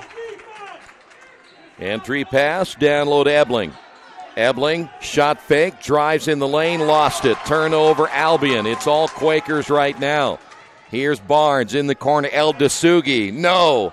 Rebound tipped out, almost Hubbard, but it falls into the hands of Perry. Now Albion a chance to get back to within 2 here with a bucket. They can tie with a 3. Here's a 3 on the way. The other way, no good by Fordham. It goes out of bounds. Last touch by El Dasugi. I tell you, Troy, the defense for the Quakers has really stepped up in the past couple minutes on this run that they have taken the lead on. Thanks to Hubbard. He has given the Quakers a spark. 9:17 remaining here in the second half. Ebling, little jump hook. That's a pretty good shot right there over Hubbard. That was great defense by Hubbard, but just better offense by Ebling right there. Boy, and they needed that one. Here's Blake across the timeline. That is Hubbard. That will enable them to get their big away from the basket if they can bring Hubbard out front. opens things up a little bit down low. Barnes deep in the corner, 7 on the shot clock. Barnes, he's going to look at the shot clock and then turns it over. Albion transition. They have numbers the other way. Layup is going to be missed as Davis couldn't get it to go. El Dasugi comes away with it. And here come the Quakers again. Barnes to Blake.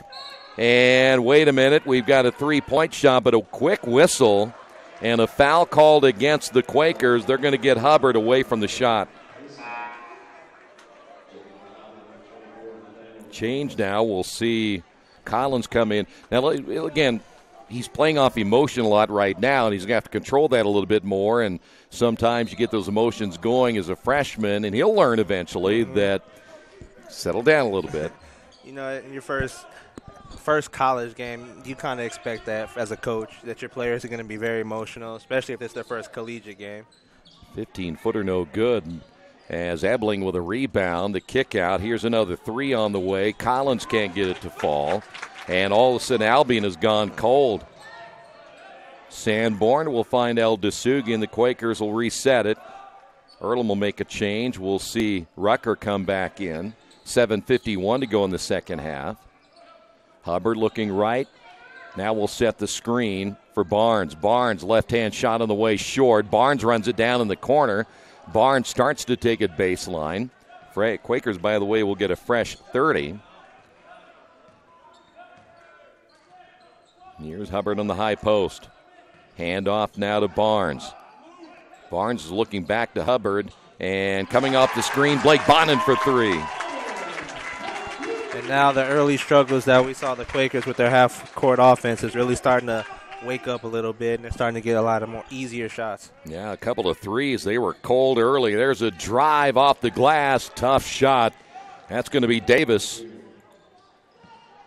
Albion not going away just yet. 7 minutes remaining, and it's a 2-point ball game. Blake will just walk it across the timeline now for the Quakers. Barnes to Hubbard on the high post. El Dasugi in the high post as well. Sanborn, they'll have to cover him up, knowing he can hit the three. The kick out in the corner to Blake. Starts to cut it baseline, nearly throws it away. 3 on the shot clock. Barnes again, and a foul as there was 0 on the clock.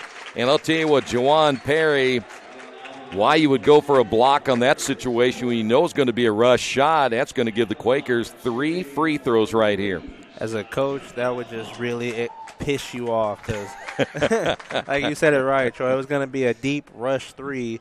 Why even stick your hand in there? Just stick your hand straight up, and if he makes it, you live with that result. That's right. Say good shot and live with it, right? Yeah. But now you're going to give Jamel 3 free throws right here. 6:33 remaining. Quakers lead it by 2. Well, Quakers got to hit the free throws now.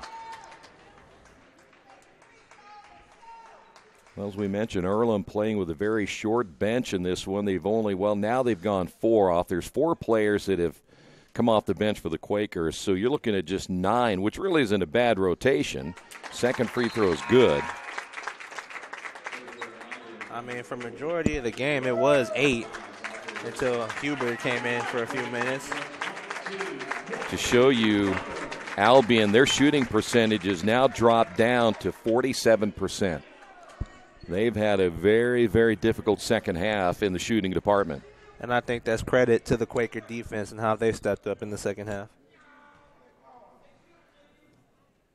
Barnes' next free throw's on the way and good, and Earlham now owning a 4-point lead. Isaiah Ware will come back in. Barnes will sit down. And Albion in a funk offensively now here in the second half. 6:27 remaining. Here's Davis. Pull up from 14. Got it. Boy, they needed that shot. Yes, they did. Davis, one of those guys, he had 18 against Case Western, who can light it up pretty quick. So the Quakers will have to be fully aware where he is on the floor. Quaker basketball once again. Here's Rucker. Quakers play it around the perimeter as they've gone small now. Here's Sanborn back to El Dasugi. double team on the baseline. Good ball movement to Ware. Ware drives, kisses off the glass, missed it. High for the rebound there, Winston. Not a terrible look that time, just ain't able to finish. Boy, we haven't seen Hutchison in a while again for the Quakers. They're looking inside. They're going to get it to Ebling again. Ebling against Rucker. Left hand this time, no. Ball tipped, and I think we may stay right here. They're going to get Blake Bonin undercutting against Nate Collins. So the foul goes against the Quakers. 5:25 remaining.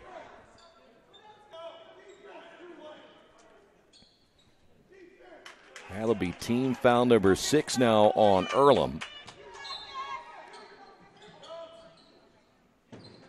Albion gets a fresh 30. Here's Ebling. He wants everybody to clear out. This gives him a one-on-one. He hopes against Rucker. Ebling back inside, blocked by Rucker. Read it well as Ebling tried to go with his left hand. Quakers hold on to a 2-point lead with the basketball. Here is Bonin. Back to Rucker. Turnover Quakers. They got a little mixed up on that pick and roll that time. Also, it was a forced pass by Bonin.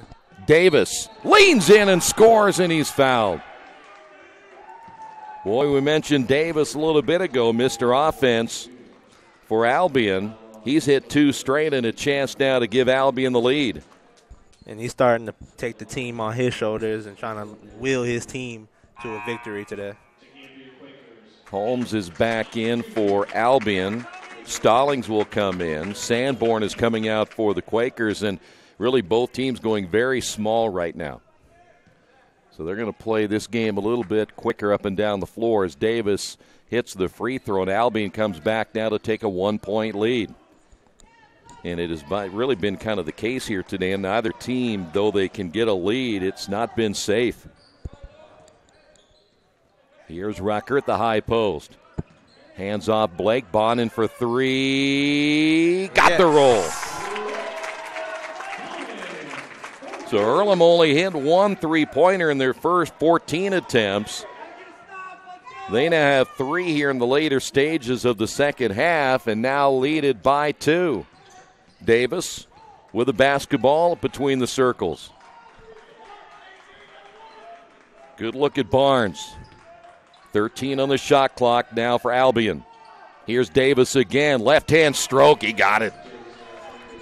Now he's come alive. He's becoming the leader for Albion. As we've seen the last couple of possessions, the Quakers cannot stop the man. Back to a 1-point lead as the two teams will make changes here pretty soon. Here's El DeSugo. No, that's take that back. That's going to be Rucker. Lost the basketball. I'm going to say last touch by Albion.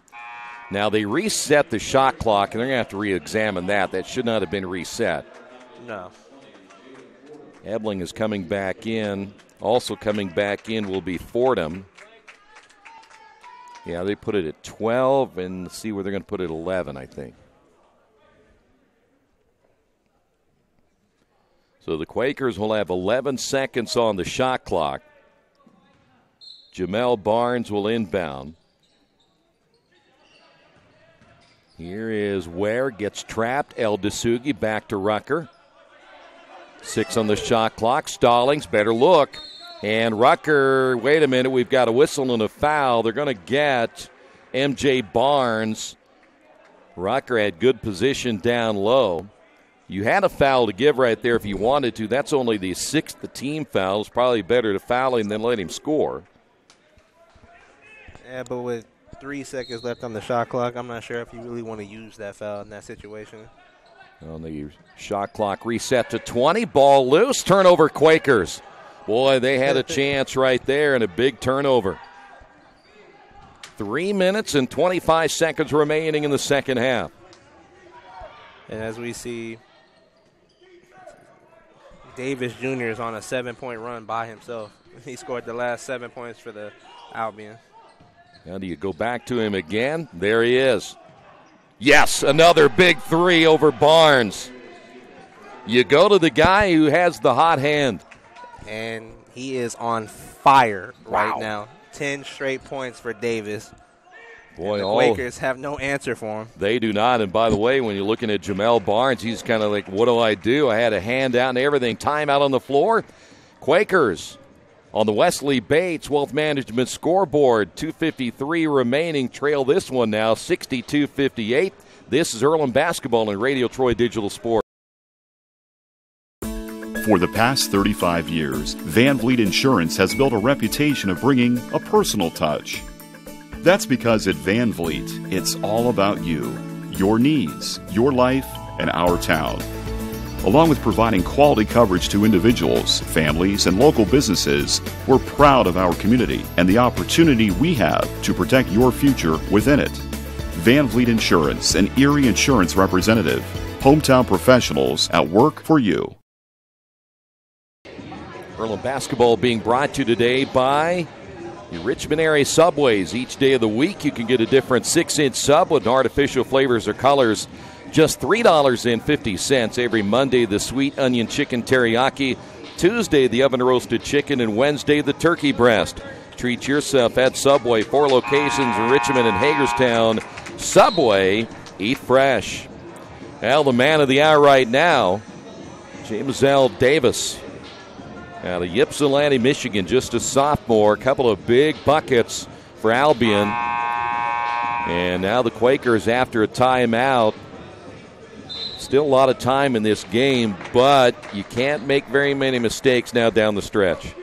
And I think this is another lesson we're going to learn about this Quaker team as we see what kind of team they're going to be when it comes to crunch time.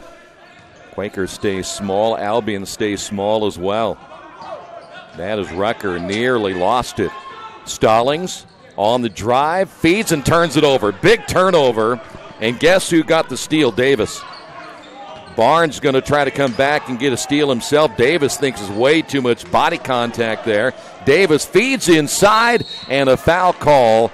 And I'll tell you what, Davis, he along with Jamel Barnes jawing at one another on the way down the floor. Davis says, hey, wait a minute, I got fouled about 3 times. That's a heck of a pass, though, to give Devin Holmes a chance to go to the free throw line. I tell you what, Davis Jr. has really put a stamp on this ball game. He's put Albion on his back, and he's telling the team, just come with me. Boy, you're no kidding about that one. He has played well. Here's Hutchison back in, 2:29 to go. El Dasugi is out. Quakers will need Darrell's offense here down the stretch. Second free throw now by Holmes. The 6'5 freshman off the back of the iron, and Quakers went ball loose. Who's going to get it? Still loose, coming up with it, Jamel Barnes. Feeds off now to Ware. Ware layup good. Boy, Quakers turned a negative into a positive. They almost gave up that basketball. Sanborn will come in. Bonin will come in. Albion basketball. They still have 4 timeouts remaining, and they're going to use one of them right there. On the Wesley Bates Wealth Management scoreboard, Quakers trail this one by 3, 2:05 remaining in the fourth. Summit Computer Systems is a full-service computer manufacturing and support company founded in 1997. They partner with businesses and individuals to provide computer systems, hardware service, support, design services, high-speed wireless internet, network design, and more. Summit Computers, 1427 Chester Boulevard in Richmond. Give them a call at 939-2120. Well, we probably should have expected that this one was going to come down to the wire the way this is going right now, and the Quakers trailing it by 3 here in their season opener. Albion getting the timeout is, by the way, Davis and Jamel still jawing at one another. Inbound in the backcourt. There were still 23 seconds remaining on the shot clock as Davis pull away jumper. No. Ball tipped by Hutchison. Quakers basketball. What a rare miss from Davis in these past few minutes, huh, Troy? Boy, he nearly got that one. Here's Hutchison. Darrell will find Barnes. Darrell posting up.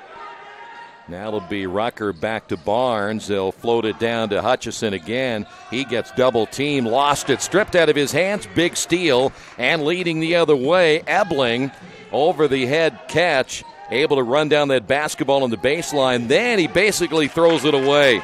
He panicked. Quakers have numbers. Hutchison on the drive, scores. And the Quakers are going to use what I believe is their final timeout. We will keep it here for this timeout.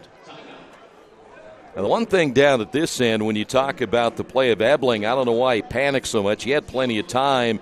The other thing is those guards, they got to come to him and get the basketball, not leave him there in no man's land. It works both ways, and as we just saw Albion's coach, Jody May, he was steaming at his big man for not being strong with the ball. And yes, the guards have to come to the big man, but he's also got to be strong with the ball and can't panic in that situation. Well, the other thing, he had plenty of timeouts, too. If you want to keep a possession, I still have him for 3, so you still had the 4. Even if you had 3 timeouts there, you still had 2 left. Mm-hmm. So you need to go ahead and make sure you keep the possession. The last thing that you would want is what just happened, is a turnover and a quick bucket for the Quakers. So now we are down to a 1-point ball game. We mentioned again the Quakers will be back here in just 3 days. They'll take on Wabash. That is a 7 o'clock start time. Quakers will go to Kenyon on November the 19th, then play Adrian here the 25th and Wilmington the 28th. So they have a hold. In fact, the front part of their schedule very, very home friendly. Even in the conference, they will open up against Anderson at Anderson, but their next 3 games will be here at home. So now Albion basketball following the timeout. Quakers, again, I'm assuming they have no timeouts remaining. 1 minute remaining, 1:05 to go. Here's Davis trying to draw the foul. Quakers get it out of his hands on the double team. They're looking inside again to Ebling. Ebling will turn to the inside, the kick out. Here's a shot on the way, short. And that shot no good by Barnes, and a foul call against Barnes against Hutchison. 49.6 remaining, and the Quakers are going to go to the free throw line. I tell you what, that is the worst thing that could happen if you're Albion. A foul 90 feet away from the basket in the corner. Exactly. That's the worst thing that you could have happen right there. Yeah, especially since you're going to put Darrell at the line. It's a 1-and-1. That is the 7th team foul now in Albion. And Hutchison, the senior,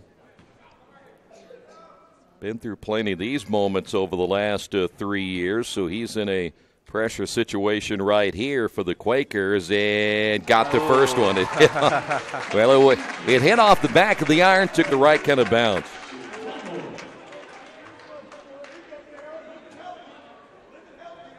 So another one now for Darrell Hutchison. Tied at 63, 49.6 remaining, and his second one is no good. Rebound by Ebling. I tell you what, next practice, coach is going to have each player shoot 50 free throws. Davis with the basketball for Albion. Quakers will get one more possession. Here's Winston on the drive, the feed. Davis for 3. Yes! Oh, my goodness. Davis, another big 3 for Albion, and a timeout on the floor. Looked at the crowd while he was walking off the court, too. As he should. We'll take a timeout as well. Quakers now down by 3 with 28.3 seconds remaining in this one. After the unexpected, expect us. Indiana Farm Bureau Insurance of Fayette, Rush, Union, Decatur, and Shelby counties. Auto, home, life, renters, farm, crop, and business coverage. Coverage you need in a language you know. We take customer satisfaction seriously and don't take a cookie-cutter approach to your coverage. For more information, call 800-723-3276 or go to their website, in.farmbureau.com. Today's game is being brought to you by Tri-County Awards in Richmond. Customized awards and quality engraving services. When you come to Tri-County Awards, you'll get nothing but the best customer service. We take pride in our prompt service and easy availability. Celebrate success with a gorgeous medal, trophy, or plaque from Tri-County Awards. We've been crafting awards since 1972. Choose from a wide variety of designs and styles. We're a locally owned and family-operated business. Tri-County Awards, 1001 South East Street in Richmond. By the way, speaking of Davis, he has 18 points. That matches his 18 from their game against Case Western, but he had another big three right there. He's got ice in his veins. If you're the defense, you kind of have to wonder, how did he get so open? That's the last man on the court that you would want to take that shot. Make anybody else on the team beat you but him. All right, final possession right here maybe for the Quakers. Do they go for the quick three or try to get two and get the ball back? Here's Hutchison. Barnes will drive, feed in the corner to Bonin. Shot fake, and he stepped out of bounds for the second time. Boy, I tell you what, Polikoff ran the 20-yard dash in about 0.3 seconds. Because he went down there to tell the other official that he did not step out of bounds. But that's a big turnover for the Quakers. That is a huge turnover. And as a player, you have to know where you are at on the court. So that way you're not even put in that situation. Well, that's the second time Blake has stepped out of bounds on that three-point setup. So now the Quakers will have to press and foul immediately, and that'll be a foul. Take your pick. They're going to get Jamel Barnes.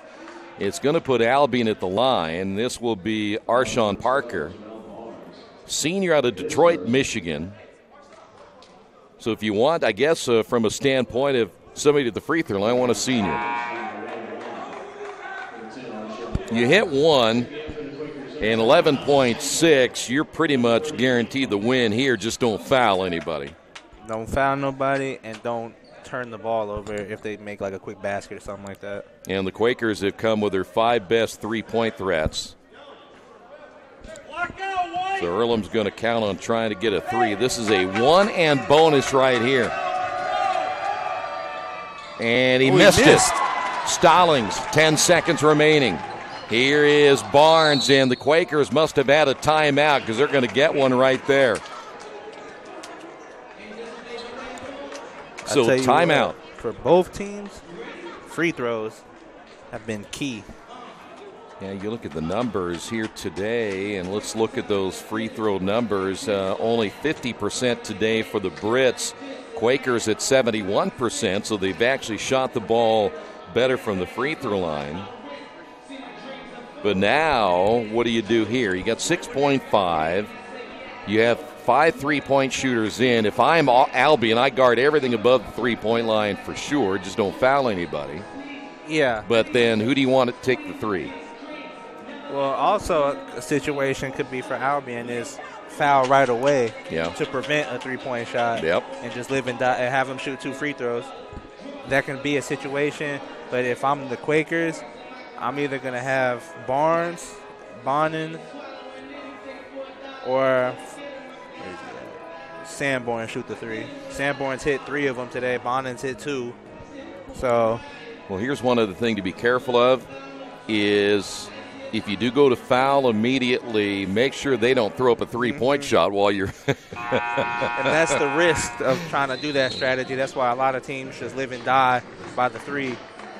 Well, then I overplay it. I extend it. I make them force everything to the inside, make sure that I deny every pass, and if they get it in foul, but make sure that they're so far out that there's nothing they can really do to even shoot a three, right? I mean, I want everything forced back to the basket. Yes.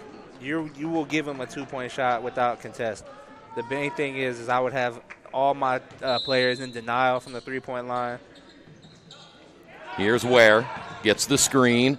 Back once again to Sanborn. Forces it up. Missed it short, and the Quakers are going to lose it here in their home and season opener as they're unable to come up with the final basket to tie this one here this afternoon. Final score on the Wesley Bates Wealth Management scoreboard, Albion 66, Earlham 63.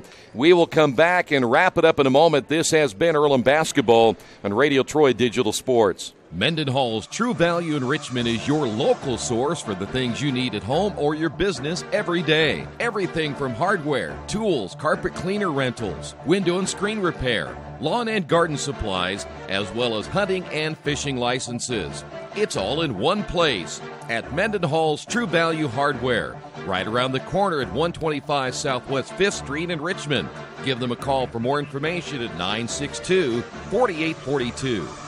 Well, as we wrap this one up here this afternoon, the Quakers definitely had their chances here today. I know it's a disappointing loss for Earlham. It's a pretty good Albion team who, they played well against Case Western, ended up losing that one. But I think that overall, if the Quakers can cut down on a couple of mistakes here or there, they're going to be a better basketball team. And the other thing they'll have to do is they got to find a way to get that interior defense improved. Mm-hmm. But I also think that, they suffered a loss today, but I think we see a lot of promise with this Quaker team that we haven't seen in a few years. As you said it right, Troy, they need to fix a few interior problems, as we saw Albion just outsize them a lot of the ball game.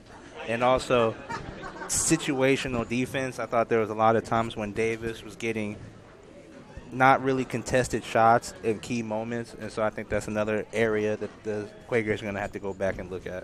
By the way, speaking of Davis, 18 points, Ebling with 17. Those two led to the team in scoring for Albion. For the Quakers, Daryl Hutchison, 13 points. He only played 21 minutes today. Do you think that the Quakers are going to need more minutes out of him?